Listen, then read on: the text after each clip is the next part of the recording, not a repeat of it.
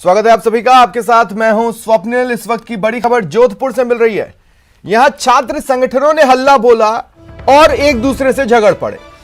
दरअसल दोनों ही प्रमुख छात्र संगठन एनएसयूआई और एबीवीपी अपने अपने शेड्यूल्ड प्रदर्शन के तहत हल्ला बोल रहे थे और इसी दौरान एनएसयूआई और एबीवीपी के जो छात्र हैं, जो कार्यकर्ता हैं, वो आमने सामने आ गए। जेएनवीयू केंद्रीय कार्यालय के बाहर छात्रों का प्रदर्शन था। पेपर लीक के खिलाफ प्रदर्शन चल रहा था और इस दौरान आपस में भिड़ गए। देखिए तस्वीरें देखिए आप, छात्र आपस में भिड़े हुए, पुलिस कंट्रोल करने की कोशिश कर रही है और ऐसे में पुलिस से भी उनकी धक्का मुक्की हो रही। केंद्रीय परिसर में एनएसयूआई और एबीवीपी के छात्र मौजूद हैं। ऐसे में स्थिति को संभालने के लिए पुलिस को वहां हल्का बल प्रयोग भी करना पड़ा। ये बड़ी खबर आपको बता रहे हैं। देखिए जो गेट वहां पर लगाए छात्र, उसी पर टूट पड़े। कोशिश थी गेट खोलकर अंदर जाने की, पुलिस ने उन्हें रोका। ज्यादा जानकारी के लिए बात करेंगे सहयोगी रंजन दवे से। रंजन, पहले तो पूरी खबर बताएं, क्या दोनों ही संगठन एक ही मुद्दे पर प्रदर्शन कर रहे थे या फिर इनके मुद्दे अलग अलग थे और इनमें झगड़ा क्यों शुरू हुआ? जी स्वप्निल, बताना चाहूंगा ये पूरा प्रकरण जो है पेपर आउट जयनारायण व्यास विश्वविद्यालय की जो परीक्षाएं हैं, वार्षिक परीक्षाएं जैसे कहेंगे, उसमें पेपर आउट प्रकरण को लेकर के ये पूरा विवाद है जो सामने आया। जहां की पेपर आउट होने के बाद एबीवीपी ने पुख्ता प्रमाण दिए और प्रमाण देने के बाद में विश्वविद्यालय की ओर से एक कमेटी गठित की गई जिसमें यह जांच की जानी थी कि पेपर आउट होने की मूल वजह क्या है। इस दौरान सीक्रेसी विभाग में आग लग जाती है और एक घटनाक्रम नया आता है जिसके बाद में छात्रों का रोष परवान पर रहता है। इसी को लेकर के एबीवीपी के द्वारा प्रदर्शन किया जा रहा था, लगातार प्रदर्शन किया जा रहा था। उसी दौरान एनएसयूआई की ओर से भी इसी मुद्दे पर प्रदर्शन किया गया और साथ ही दबेश्वर में यह बात भी कही जा रही है कि जो पेपर लीक प्रकरण है उसमें कहीं न कहीं छात्र संगठनों के कुछ लोग हैं, उनकी भूमिका है। उसको लेकर के त्वरित कार्रवाई की मांग एनएसयूआई के द्वारा भी की जा रही है और यही मांग आरोप प्रत्यारोप के दौर के रूप में एबीवीपी के कार्यकर्ताओं के द्वारा भी की जा रही है। इसको लेकर के दोनों ही छात्र संगठन जो है आज यहाँ प्रदर्शन करने पहुंचे थे, अपनी मांगों का ज्ञापन लेकर के यहाँ पहुंचे हैं और दोषियों के खिलाफ कार्रवाई करने के साथ में कमेटी के द्वारा अभी तक किसी तरह का कोई निर्णय नहीं लिया गया है। इसको लेकर कहीं न कहीं नाराजगी इन छात्रों को देखने को मिली थी। वो नाराजगी व्यक्त करने यहाँ पहुंचे थे। इस दौरान घटनाक्रम को देखते हुए मौके पर पुलिस का अतिरिक्त जाब्ता भी लगाया गया था जिसको लेकर के सबसे पहले क्या क्रेडिट लेने की इच्छा की वजह से हुआ? देखिए एबीवीपी शुरुआत से ही इस मुद्दे पर लगातार क्रमबद्ध तरीके से प्रदर्शन कर रही है। ऐसे में एनएसयूआई की एंट्री होती है, उन्हें यह लगता है कि एबीवीपी अच्छा खासा माइलेज ले जाएगा और ऐसे में एनएसयूआई वहां पर पहुंची और फिर दोनों ही धड़ों से इस बात को समझते हुए कि माइलेज चाहिए के चक्कर में लड़ पड़े। क्या ऐसा हुआ है? बिल्कुल, जिस तरीके का माहौल है और आगामी दिनों के अंदर छात्र संगठनों के चुनाव है उसको लेकर के होड़ तो बिल्कुल देखने को मिल ही रही है। उसके अलावा एनएसयूआई की ओर से यह भी आरोप लगाए जा रहे हैं कि जो पेपर लीक है उसमें कहीं न कहीं एबीवीपी के जो कार्यकर्ता हैं या छात्र संगठन से जुड़े हुए जो लोग हैं उनकी भी कहीं न कहीं भूमिका है। इसकी जांच है। अगर जांच का विषय है तो कमेटी के द्वारा इसकी बात का निर्णय होना चाहिए था, लेकिन कमेटी के द्वारा किसी तरीके की कोई कार्रवाई से छात्र अभी तक अनभिज्ञ हैं। किसी तरह के कोई फीडबैक नहीं मिला है। इसको लेकर के दोनों ही छात्र संगठनों ने अपनी नाराजगी की। और शुक्रिया रंजन तमाम जानकारी के लिए। और बड़ी खबर श्रीगंगानगर से मिल रही है। एसीबी के एक्शन की ये बड़ी खबर आपको बता रहे हैं। एसीबी ने रायसिंह नगर के गांव लखा हाकम में बड़ी कार्रवाई की है। ग्राम सेवक नाम सुरेश मीणा रिश्वत लेते धर दबोचा गया। घूसखोर ग्राम सेवक से घूस के 10,000 रुपए भी बरामद किए गए। ज्यादा जानकारी की बात करेंगे सहयोगी अशोक से। अशोक, पूरी खबर।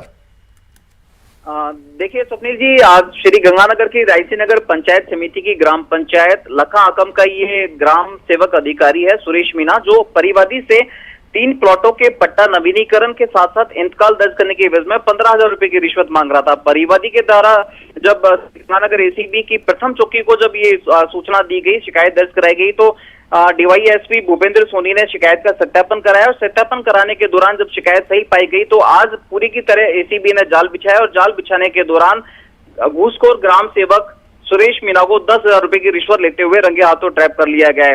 हालांकि इस पूरी की पूरी कार्रवाई के अंदर परिवादी ने अपनी पहचान उजागर नहीं की है, लेकिन जिस तरह से श्री गंगानगर सहित मरुधरा के अंदर रिश्वतखोरों का जो जाल फैला हुआ है, हमने कुछ दिनों पहले न्यूज 18 की जो मुहिम थी कि हर लोक सेवक भ्रष्ट है, बिना पैसे लिए दे काम नहीं होता है, उस पर ये आज ये जो कार्रवाई हुई है ये एक मोहर लगाती है न्यूज 18 की मुहिम को कि न्यूज 18 सही ट्रैक पर चल रहा है। और जो ग्राम सेवक जो ट्रैप हुआ है उसके द्वारा जो 10,000 रुपए की रिश्वत ली गई है वो भी बरामद कर ली गई है। साथ ही साथ जो इसका स्थानीय ठिकाना है और ये जयपुर का जो मूल रूप से मुरलीपुरा का रहने वाला है, वहां पर भी एसीबी के द्वारा इसके आवास की तलाशी ली जा रही है। जी चलिए, शुक्रिया।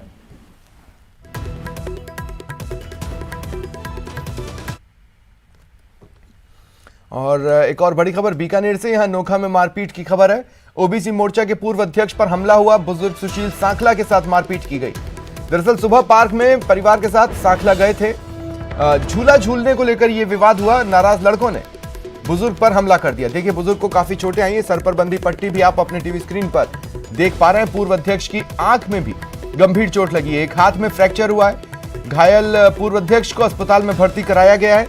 अस्पताल में संघ और भाजपा कार्यकर्ता पहुंचे। फिलहाल पुलिस मामले की जांच कर रही है।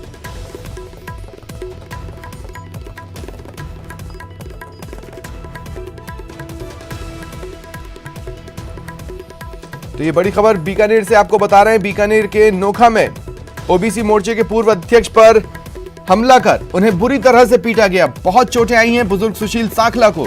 सुबह पार्क में परिवार के साथ गए थे, इसी दौरान झूला झूलने को लेकर किसी तरह का वाद विवाद हुआ, जिसके बाद नाराज लड़कों ने बुजुर्ग पर हमला कर दिया।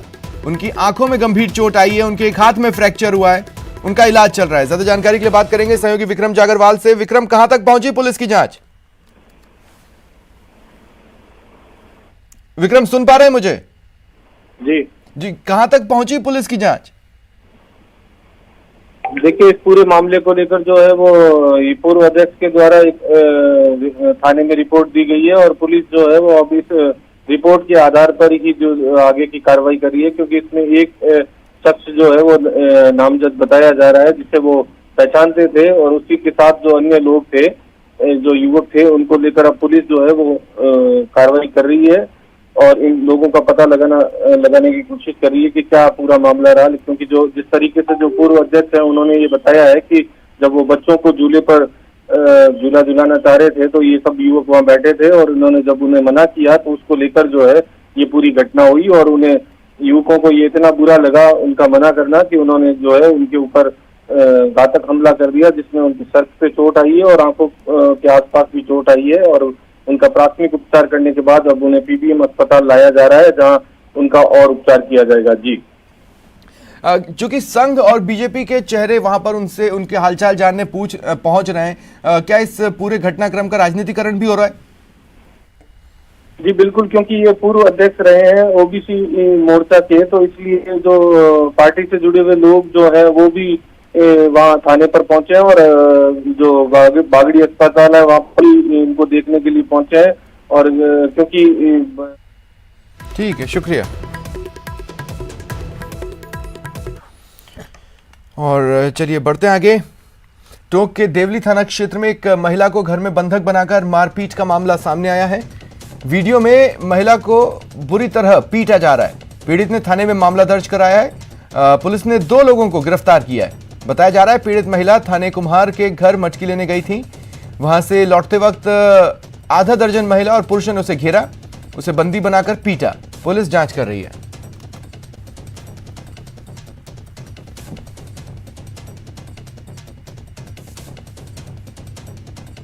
तो नशीराबाद जाते जाते फोन आया गांव वालों के, भाई तेरी पत्नी को बंधक बना के 11 बजे बंधक बना के मारपीट हो रही है।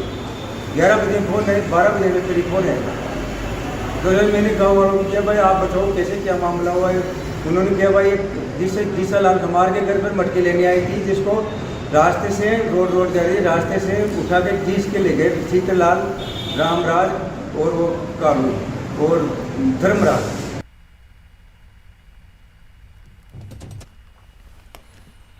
पानी की सप्लाई को लेकर अलवर के ब्रह्मचारी मोहल्ले के लोग 2 गुटों में बंट गए। वार्ड के एक हिस्से में 15 दिनों से गंदे पानी की सप्लाई हो रही है। इससे नाराज लोगों ने बोरिंग से सप्लाई होने वाले पानी को रोकने के लिए सप्लाई लाइन में लगाई प्लेट हटाने की मांग कर प्रदर्शन किया। दूसरा पक्ष इसके विरोध में मौके पर डटा रहा। दोनों पक्षों ने जलदाय विभाग के जेईएन हरिओम जाट पर अव्यवस्था फैलाने का आरोप लगाया। लोगों ने बताया विभाग के जेईएन ने पानी की सप्लाई चेक करने के बहाने सप्लाई लाइन में प्लेट लगाई, जिससे एक तरफ के लोगों के घरों में गंदा और दूषित पानी आ रहा है।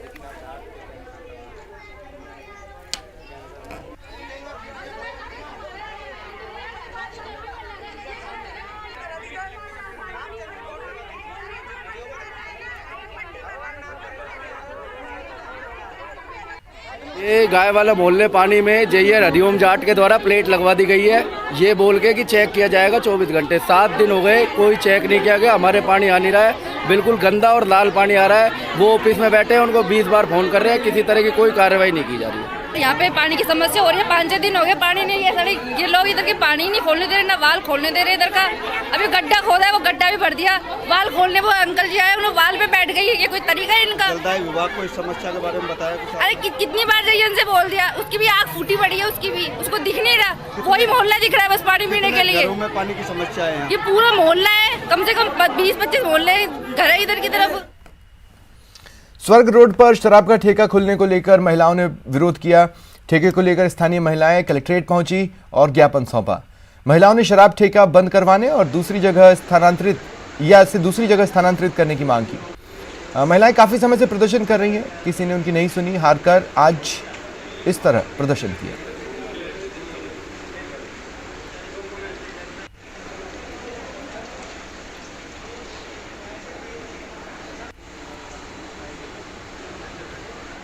शराब का ठेका खुला हुआ है, हम बहुत परेशान हैं। अधिकारी जाते हैं और कुछ भी हमारी सुनते नहीं हैं। हम उनके पास भी गए थे, मंत्री जी के पास भी गए थे, सबों को हमने दिया है, सब आश्वासन ही देते हैं परंतु सुनते नहीं है। हमारा कहना ये है कि हम ठेका तो खुलने नहीं देंगे।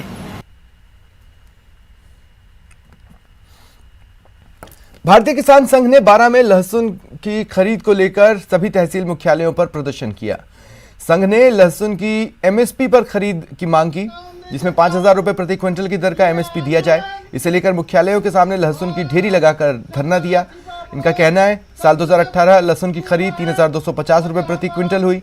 इस साल दाम घटकर 2,957 रुपए प्रति क्विंटल पर पहुंच गए। यह किसान के साथ अन्याय है। इतना ही नहीं, यहाँ के जिला प्रशासन को मैं चेतावनी देता हूँ कि ये आंदोलन। बीकानेर से बड़ी खबर है, मंत्री को जान से मारने की धमकी दी गई है। मंत्री गोविंद राम मेघवाल को धमकी मिली है। फोन कर मंत्री जी से 70 लाख रुपए की डिमांड की गई है और रुपए नहीं देने पर जान से मारने की धमकी दी गई है। मंत्री ने इस संबंध में डीजीपी और बीकानेर एसपी को जानकारी दे दी है। बीकानेर एसपी ने कहा कि जांच हमने शुरू कर दी है। ये बड़ी खबर आपको बता रहे हैं। मंत्री गोविंद राम मेघवाल को एक फोन आया। फोन करने वाले ने कहा कि मुझे 70 लाख रुपए दो, नहीं तो मैं तुम्हारा मर्डर कर दूंगा, तुम्हें जान से मार दूंगा।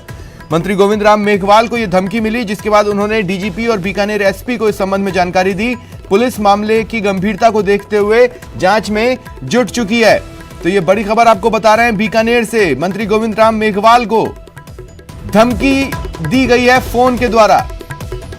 फोन करने वाले ने उनसे 70 लाख रुपए की डिमांड रखी और 70 लाख रुपए नहीं मिलने पर उन्हें जान से मारने की धमकी दी है। पुलिस इस मामले की गंभीरता से जांच कर रही है। चलिए बढ़ते आगे। खबर कोटा से है। यहां पेट्रोल डीजल पर वैट कम करने की मांग को लेकर भाजयुमो ने प्रदर्शन किया। कार्यकर्ता सड़कों पर उतरे, रैली निकाली और प्रदेश सरकार के खिलाफ नारेबाजी की।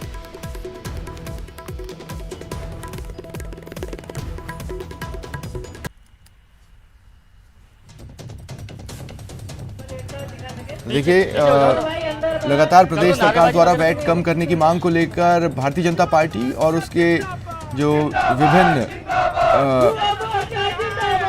मोर्चे हैं, संगठन है, वो प्रदर्शन कर रहे हैं। इसी कड़ी में आज भाजयुमो ने कोटा में जमकर प्रदर्शन किया। बड़ी संख्या में कार्यकर्ता जुटे। सबसे पहले तो उन्होंने रैली निकाली, कलेक्ट्रेट पहुंचे और फिर वहां पर नारेबाजी कर जमकर प्रदर्शन किया। इस दौरान कलेक्टर को ज्ञापन सौंपा गया, जिसमें वैट कम करने की मांग सरकार से की गई। हेलो, प्रदेश में पेट्रोल डीजल जो है वो बहुत महंगा हो गया है और इसी मांग को लेकर भाजपा युवा मोर्चा के ये कार्यकर्ता हैं, तस्वीरें हम आपको दिखाते हैं कि ये लोग सड़कों पर उतरे हैं और जो पेट्रोल डीजल है उस पर वैट को कम करने की मांग को लेकर जो राजस्थान सरकार है उसके खिलाफ विशाल प्रदर्शन किया जा रहा है। ये जो कार्यकर्ता है सर्किट हाउस पर एकत्रित हुए हैं और यहाँ से नारेबाजी के साथ जो है जिला कलेक्ट्री पहुंचेंगे और कलेक्टर को ज्ञापन देंगे। भाजपा युवा मोर्चा इस बात को उठाने जा रहा है और उठाता लगातार चला जा रहा है। क्या मांगे हैं आप लोगों की और किन मांगों को लेकर के आज आप प्रदर्शन कर रहे हैं? जिस प्रकार से प्रधानमंत्री जी ने जन भावना को देखते हुए पेट्रोल डीजल में जो वेट लगा हुआ था उसको कम किया, उसमें कटौती की, इसी प्रकार राजस्थान सरकार को भी वेट में कमी कर जनता को एक मिसाल पेश करनी चाहिए कि वो भी कम करे। जिस प्रकार से पड़ोसी राज्यों ने वेट में कमी की है, जहां भाजपा शासित प्रदेश है वहां पे इसमें कमी आई है, वेट में कमी की है। आदरणीय प्रधानमंत्री जी के निर्णय का स्वागत करते हुए उन्होंने भी फैसला लिया है। अशोक गहलोत जी को भी इस पर फैसला लेना चाहिए, वरना युवा मोर्चा उतर चुका है। पहले भी ये देखा गया था कि राजस्थान ने सबसे बाद में ना वेट में कुछ कमी की थी, लेकिन अभी भी कमी हुई है, लेकिन राजस्थान में वो कम नहीं हुआ है। बिल्कुल आंशिक कमी की थी, लेकिन उसका फायदा जनता को नहीं पहुंचा है।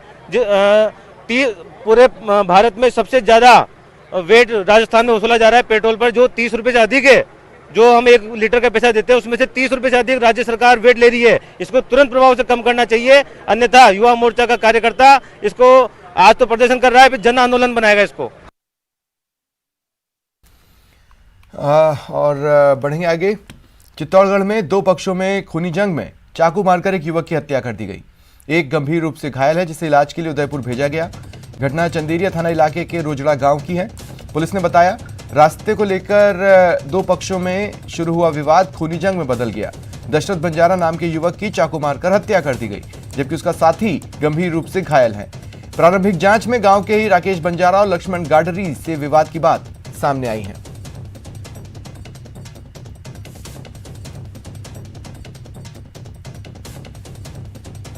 बजे के आसपास सूचना मिली कि मारंदा चौराहे से रोजर रोड पर कुछ झगड़ा हुआ है। एक घायल है जिसको वहीं पड़ा हुआ है और एक को हॉस्पिटल लेके गए, जिसमें मौके पर पहुंचे तो देखा कि मौके पर घायल व्यक्ति पड़ा था, जिसको देखा था उसकी डेथ हो गई। बॉडी लेकर जमा कराई और घायल के बारे में पूछता गया तो घायल को रेफर कर दिया है। घटने के बारे में तो क्या है कि हमको रात को 11 बजे सूचना मिली थी कि भाई मेरे किसी ने चाकू लगा दिया और आप लोग यहाँ हो। फिर मैं और सरपंच साहब सभी वहाँ गए, फिर उनको लेके हॉस्पिटल में आए। बाड़मेर के गुढ़ामलानी इलाके के रामजी का गोल सरहद में हुए सड़क हादसे में 2 लोगों की मौत हो गई, एक गंभीर रूप से घायल है। एक स्विफ्ट तेज रफ्तार की वजह से अनियंत्रित होकर पलट गई, जिससे 2 लोगों की मौके पर ही मौत हुई। इनके नाम भंवरलाल और ओम प्रकाश हैं। हादसे में शोभाला दर्शन नाम का शख्स जख्मी हुआ है।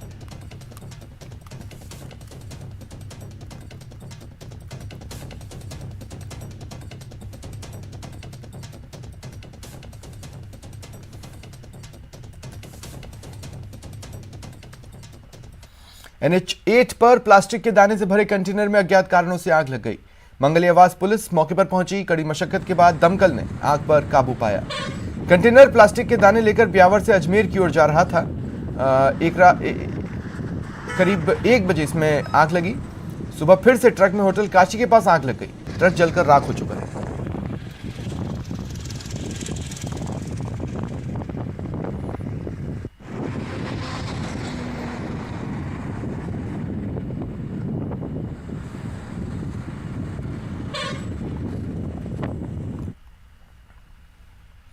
अपेक्षा ग्रुप फ्रॉड केस की जांच की लापरवाही के आरोप में कोटा के कुन्हाड़ी थाने के एएसआई लतीफ मोहम्मद को सस्पेंड किया गया। सिटी एसपी केसर सिंह शेखावत के मुताबिक एएसआई लतीफ द्वारा कुन्हाड़ी थाने में दर्ज 2 मामलों की वो जांच कर रहे थे। एक में आरोपी हरिओम और संजय को गिरफ्तार किया, बावजूद जांच अधिकारी ने कोर्ट में पक्ष नहीं रखा, जिससे दोनों की जमानत हो गई।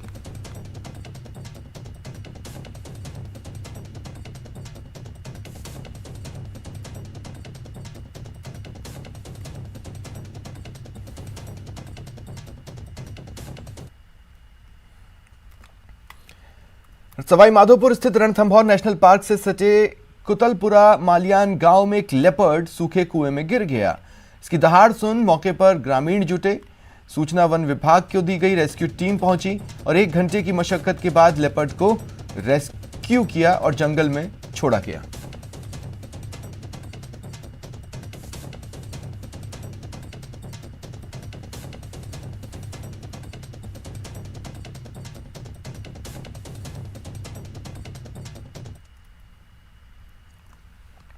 सवाई माधोपुर में आज एक भालू रणथंभौर के जंगलों से निकलकर पुराने शहर स्थित गलता मंदिर में आ घुसा।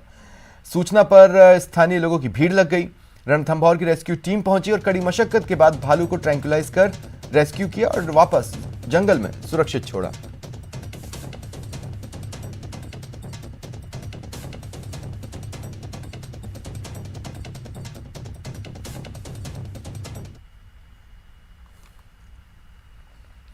उदयपुर के दूध तलाई की स्थिति पाला गणेश जी मार्ग पर आज सुबह पानी की पाइपलाइन टूटने से पानी लाखों लीटर व्यर्थ बहा। पाइपलाइन उदयपुर और जयसमंद को जोड़ने वाली लाइन है।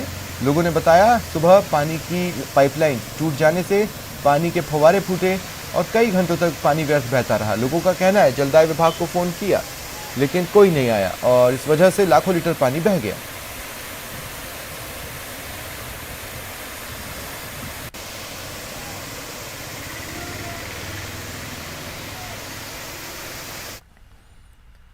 श्रीगंगानगर जिले में चलाए जा रहे ऑपरेशन क्लीन को 2 दिन के लिए बढ़ा दिया गया है। इसके ऑपरेशन क्लीन के तहत जिले के सभी थाना इलाकों में दबिश दी जा रही है। आपराधिक तत्वों की धरपकड़ हो रही है। अभी तक 4 टॉप अपराधियों की गिरफ्तारी हुई है और कई वांटेड भी पकड़े गए हैं। 2 दिन का विशेष अभियान आईजी साहब बीकानेर की तरफ से चलाया गया था, जिसमें पूरे जिले में कार्रवाई करते हुए जो बदमाश हैं उनके ठिकानों पर दबिशें दी गई और जो वांटेड क्रिमिनल्स हैं उनकी धरपकड़ की गई। इसके तहत 2 दिनों में 6 प्रकरण एनडीपीएस के दर्ज हुए, 13 प्रकरण एक्साइज एक्ट के दर्ज हुए, 1 प्रकरण आर्म्स एक्ट में दर्ज हुआ। करीब 250 व्यक्तियों को पाबंदी की विभिन्न धाराओं में पाबंद किया गया और करीब 100 जो वांछित अपराधी हैं उन्हें गिरफ्तार किया गया। इस दौरान बात करते हैं बाड़मेर के एक ऐसे गांव की जहां तक न तो पक्की सड़क पहुंची है, न पीने के पानी से लेकर बिजली और दूसरी सुविधाएं। इस गांव में कुछ है तो बस लोगों की कभी न खत्म होने वाली लाचारी।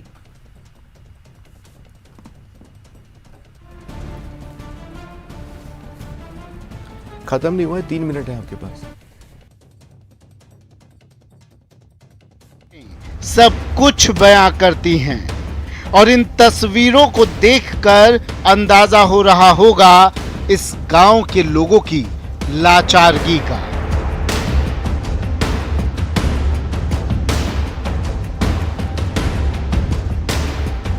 आप समझ रहे होंगे कि यहाँ के लोगों के लिए हर घर नल योजना उस चांद की तरह है जो उनके आंगन में कभी नहीं उतरता।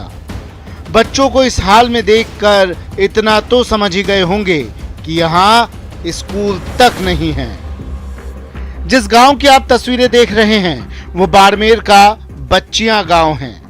एक जमाने में इस गांव में 400 से ज्यादा लोग रहते थे, लेकिन अब इस गांव में बमुश्किल से 100 लोग ही रहते हैं। पानी रो साहब में बाहर टैंकर मंगाओ, 2000-2500 रुपया में टैंकर बाहर गिराब में मंगाओ। ये तो पानी व्यवस्था तले में है, पानी खारो पानी है साहब। ट्यूबवेल भी जो गई है, कोई लाइट है, कोई पानी की समस्या है और लाइट भी नहीं है, नेटवर्क की प्रॉब्लम है। पानी गिराव से मंगवाना पड़ता है, टैंकर का 2500 रुपये लगता है। आधी मजदूरी जो ये पानी में चली जाती, लाइट भी नहीं है, रोड की सुविधा नहीं है।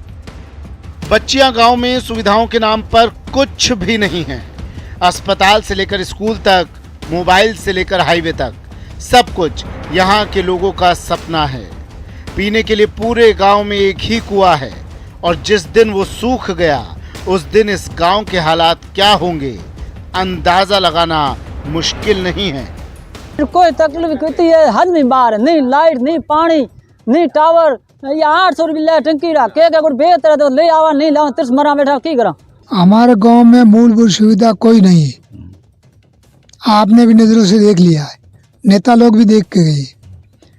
अब सरकार माई बाप है, उनके हाथ में करना चाहे तो करे, नहीं तो हालत तो खराब है, बिल्कुल गंभीर हालत है। ऐसा नहीं है कि बच्चियां गांव के इस हालात से अधिकारी से लेकर विधायक और सांसद तक अनजान हैं।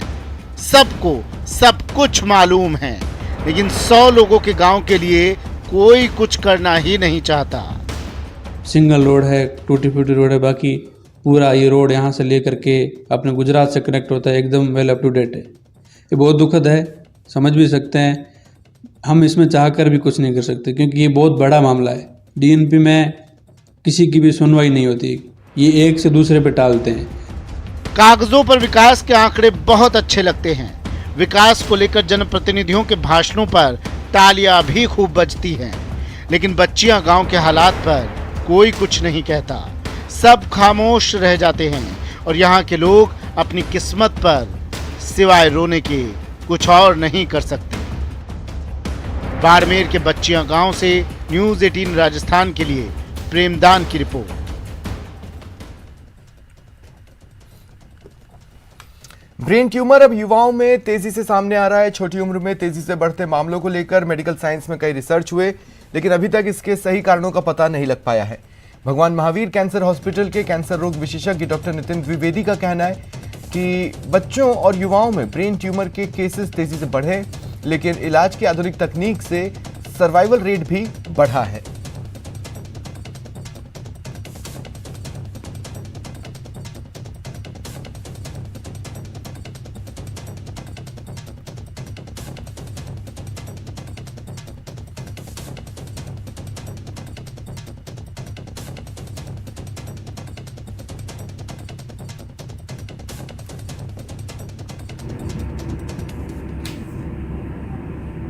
ब्रेन ट्यूमर्स, ऐसा सुनते ही हम घबरा जाते हैं।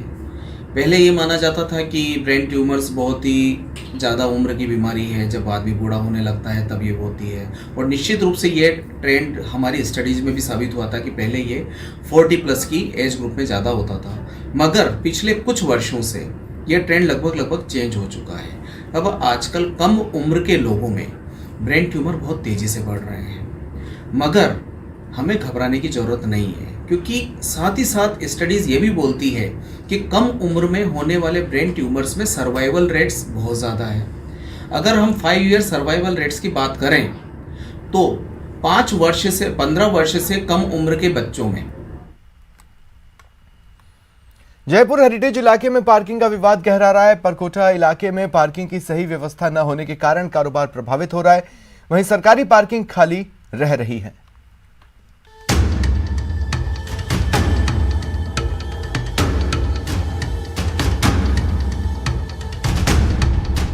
अभी पार्किंग में क्या हो रहा है, न तो ट्रैफिक वाले संभाल रहे हैं न कुछ कर रहे हैं, खाली बाहर कस्टमर को गाड़ी रोक ले उसका तो चालान करना है।